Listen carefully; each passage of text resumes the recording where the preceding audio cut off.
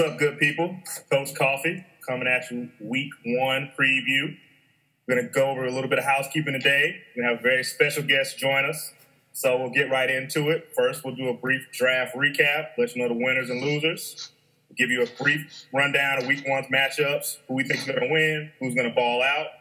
And then we'll kick it over to our fearless commissioner, give us a brief update on our amendments, and then we'll wrap things up and get to it, man. Week one on deck. So, without further introduction, I would like to introduce our illustrious commissioner, the often imitated, never duplicated pride of New Mexico, Jake Hopperberry. What up, Jake? How we doing today, Coach? Mr. Treader? How's it going? Welcome. Good. So, yeah, man, glad you could join us on this lovely Wednesday evening. So we'll get right into it, time permitting. Talk a little bit about the draft. So, Jake, I want you to give me your one winner, ideally not yourself, your one loser, and what do you think were some of the biggest surprises of the draft? You know, Ed, the draft is always tough with our tough keeper rules and really savvy owners. It gets tougher and tougher every year to secure a good draft. And this is the first year I actually felt halfway decent after going through it. So I don't want to call myself the biggest winner in there, but I definitely felt good about it. As always, the bottom three, they can't seem to figure out that draft strategy as reflected by their draft grades. So I don't want to call anybody out for being a winner and a loser, but as the draft grades showed, everybody was pretty much in the middle of the pack, and we had some outliers. But Ruiz's draft was pretty strong. I think they factored in a little bit too much of the keepers into the draft, and that really helped the grades out. So you're saying there was a slight curve? There's a more than a slight curve, yeah. All right. Fair enough. I can't really disagree. I think Mike had a pretty strong draft. We gave him a lot of love for the keeper selections. And like you said, the league is competitive. A lot of folks kind of teeter toward the middle, which is to be expected. It really makes the mid-season acquisitions and trades even more important. And, the bottom is what the bottom is. We've got Max hanging out here, joined by the incomparable Sabah Mika. So, we'll see. Yeah. It's not where you start, it's where you finish. Even with those keepers just starting to get harder and harder to keep those drafts going because these keepers are legit throughout the season, and that's what usually makes that team have a successful back-to-back season. Couldn't agree more, man. Couldn't agree more. All right. Cool. All right, let's move into week one matchups. All right. So, yeah, we got, 5 matchups this week. Of course, everybody's getting a chance to get the ball running. Everybody will start off 1-0. Can't go undefeated if you don't win the first one. So, Jake, Treader, let's just go down the list. Try maybe doing a little 2-minute drill. Go through each game. Give a quick pick. Who you think's going to win? Who you think's going to be the difference on each team? Now, I know, Jake, you and I are actually playing each other, so let's save that one for the end. Sound good? All right. Sounds good. Game of the week. I like it. Right. I like it. All right. So, first up, we got my ball, Zach Ertz. Great name. Versus KKV in a pivotal week one matchup. So, Santos, you're in the game. We'll save you for last. Jake, who you got? This one's definitely gonna come down to Monday night, especially with Murray on the roster. Cobble's team is looking tough here. If Charles can come out strong and Ivory doesn't shit the bed, you get some decent play from Matt Ryan. I'm gonna swing for Treader on this one. Okay, I like it. Reasonable. No bias. But yeah, I think Chris Ivory's been getting a lot of love as far as having a big week this week. So I think he may give just enough juice to help try to pull out that critical week one dub.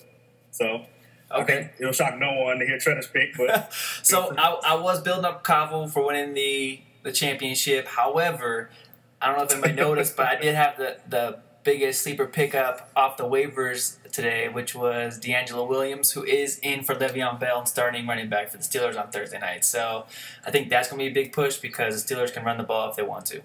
So team my ball, Zach Ertz. All right. Sounds like a clean sweep. Even though, fun fact, projections have it going to Cabo. So let's see how that works out. True. All right.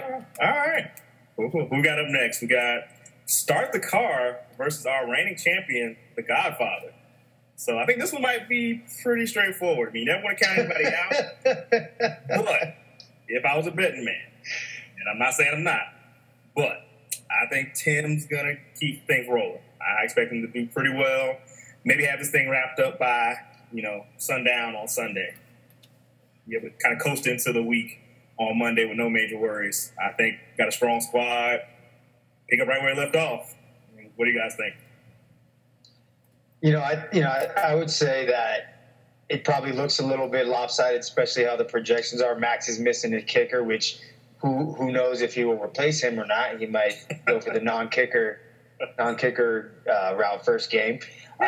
Timmy's team is looking strong. He's coming off his passing his CPA and getting engaged. He's real pumped right now. Yeah. I hate to bet against him, but I'm going to go devil's advocate and go start the car and have Max coming out strong with his first victory in 2 seasons. All right. 2 seasons. All right, with the upset special. Cool. All right. Trevor, how you feeling? As much as I want the underdog to win, I just don't think Max's team is sound enough to pull it out. The Godfather takes this one. He's got Luck, he's got Lacey, he's got Witten, he's got Beckham. He's got a solid crew for the starting lineup. So the Godfather wins that one. All right. Well, it sounds like we got 2-1 in favor of Timmy. So we'll see how that shakes out. All right. So let's see. Number 3 on our agenda. We got Mad Mike Ruiz versus the Big Tabowski. Scott. So, Jake, I'll let you have first honors. Who you got? Sure. This one, I hate to bet against the new guy, and especially because he lives upstairs in my house. But I'm gonna have to go with Ruiz on this one. His RB strength is just overmatches anything that the Big Tabowski can do, and unless Morris goes apeshit and has about 143 points, I think this one will be an easy victory regardless of what the projections say. All right. Shredder, how about you?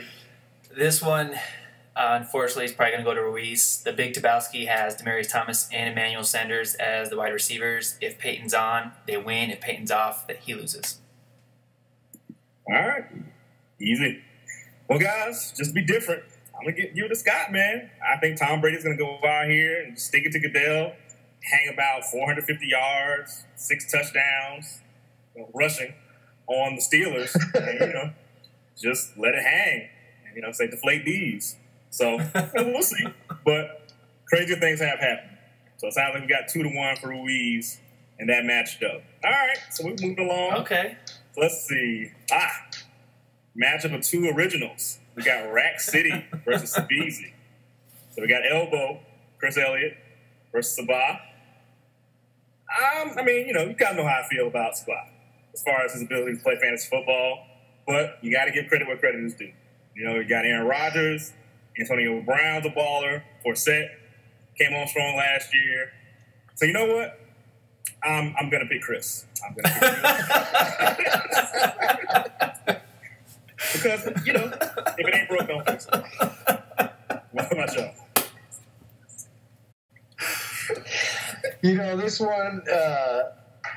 This one I would expect to go to Chris, but Sabah's team is a lot stronger, so I'm sure he had either his girlfriend or his dad helping him draft. Maybe both. Maybe both. He did a lot better this year. I was proud. Yeah. The Forsett keeper actually really is going to set him up nicely, and if Melvin Gordon doesn't blow, then he'll be all right. If I can't trust Chris because I don't know if this lineup will be the same as it will be on Sunday. He could have dropped the entire 16 players and picked up new ones. So I'm going to go with the little bit crazy pick with Sabah. All right.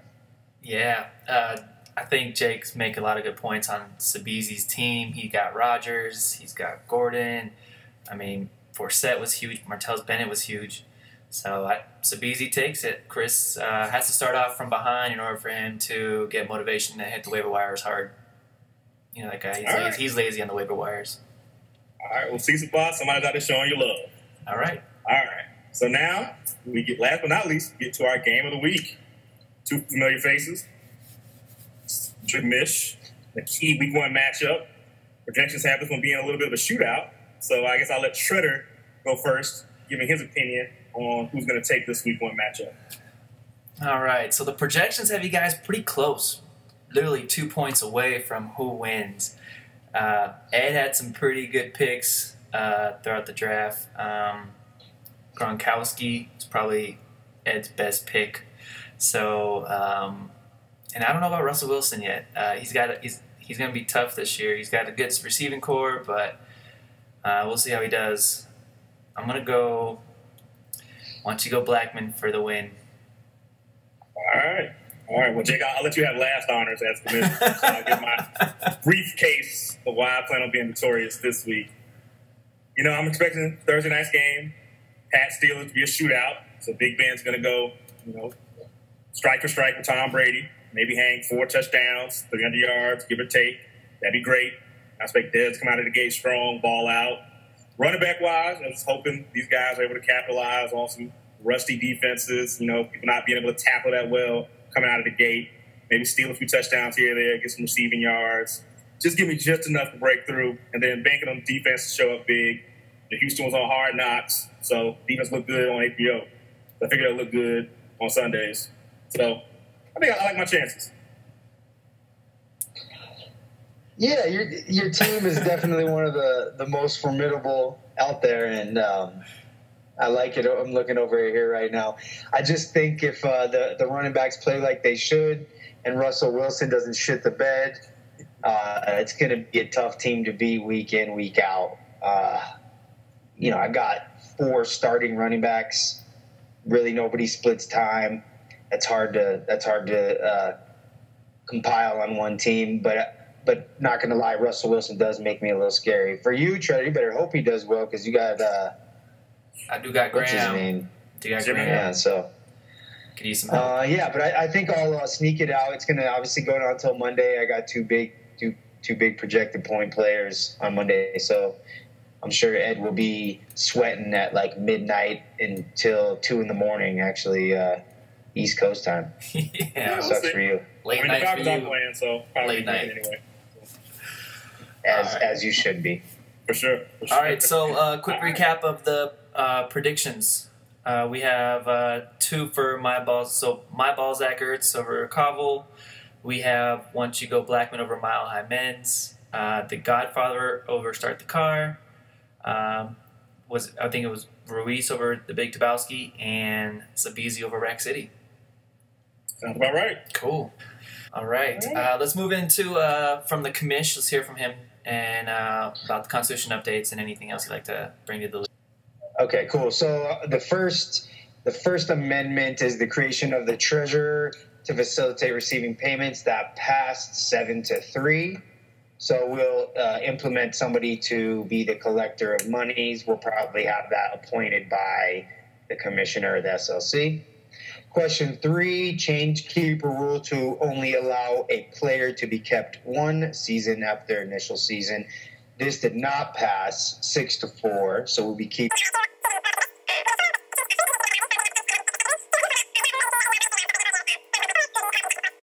So the lock deadlines that we sent through the emails, that actually passed as well. So you have 48 hours after your keeper is out, so we don't have Covelgate like we did this year. I think that was it, and I appreciate everybody responding. Cool.